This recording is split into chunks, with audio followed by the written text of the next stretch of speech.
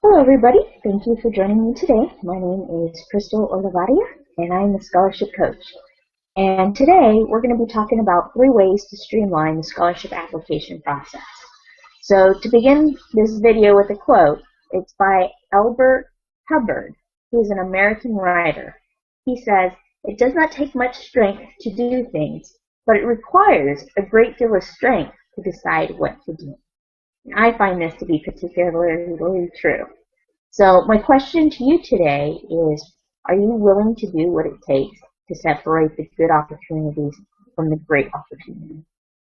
And now your immediate response might be, yes, of course, duh. But, if you think about what does that mean? To separate good opportunities from great opportunities requires time, energy, and effort. And to a lot of people, that equates to work. So if you think it's worth it, then it definitely is. If you think it's a great idea, but you don't take any action, well, then it's just a good idea and it's not going to get you anywhere. So today we're talking about streamlining because many people have questions about, well, when do I begin to streamline? At what process is it necessary? Should I be thinking about it? I don't know where any scholarships are. And my response is yes, it's important to think about it before you need it because you can set things up properly from the beginning rather than having to go back and organize things later. So the concept that we're going to talk about today is the scholarship funnel. And what that means, with this handy-dandy little diagram, is that you see 2 funnels.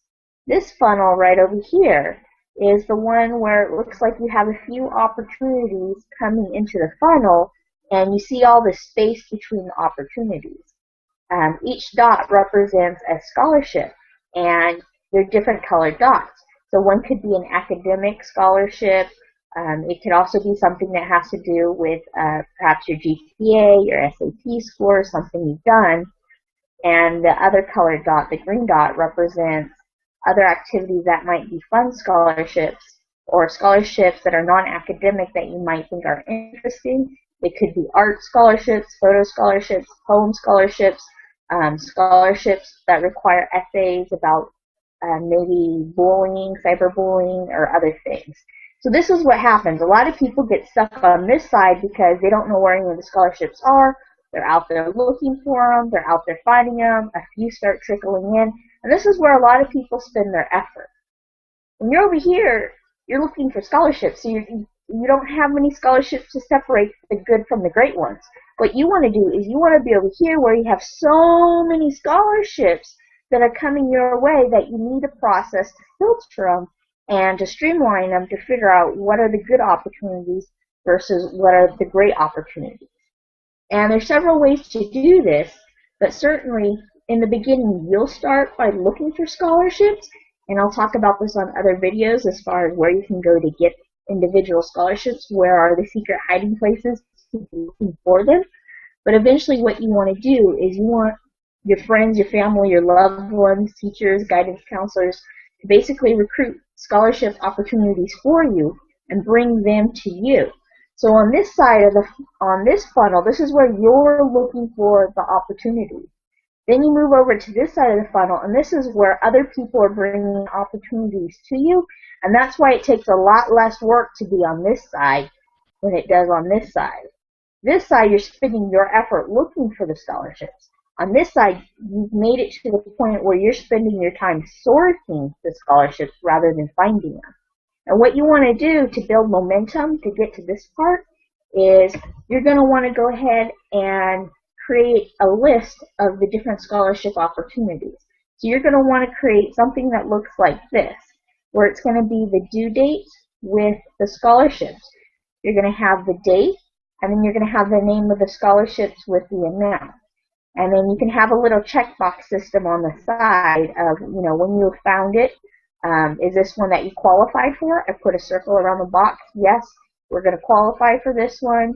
An X through it or a red line through it if it's like this sounded like a great opportunity, but when I looked into the opportunity, I found out that we weren't applicable. We didn't meet the requirements for whatever reason. And then we continue on. And I use this for a few reasons. One, it helps me stay organized, but 2, it's also great when you talk to other people and they see that you're taking action.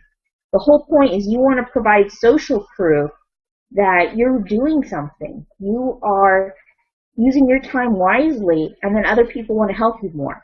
Because they feel like if they give you a scholarship and hand something to you, that you might not do anything with it. But they see you organizing the information and using it, they're like, wow, they're willing to take more effort to help you because they see you helping them.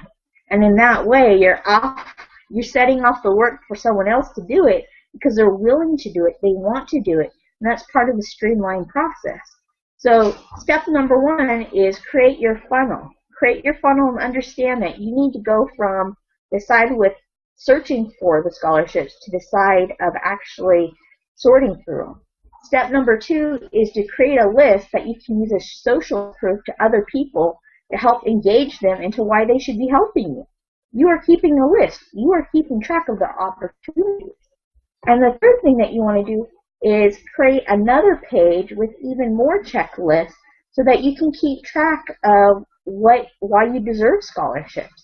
And make a list for academics, a list for community service, a list for work experience, and a list for recommendations.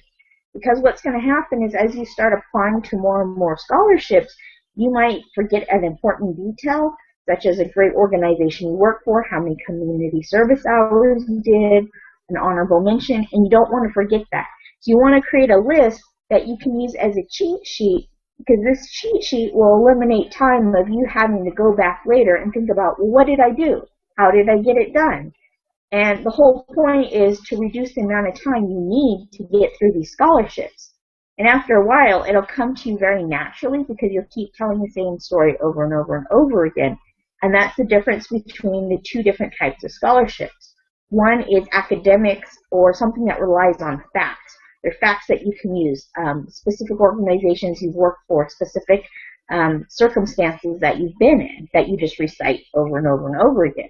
And then you have other scholarships like cyberbullying where it's more opinionated and you can do different ideas. So the idea is you might want to do a combination of both just because you can get tired of doing the facts, but you also might want to keep yourself entertained by going after some of the other scholarships that might be an area of interest to you. And one of the things that I encourage you to do is when you create your list is to put it in something like a clear plastic protector sheet, like a binder ring. And this is something that I created. It's a checklist. It's very colorful. As you can see, there's 4 different quadrants and there's 4 different areas.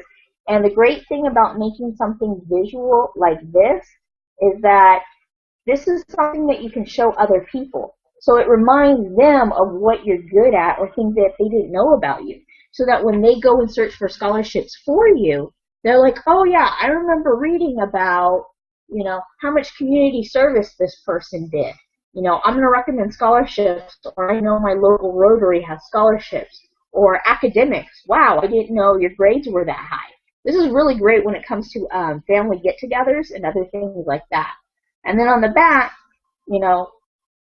I would keep your list of other scholarships that are going, because then people can see it and they might pass it around and be like, wow, this is impressive.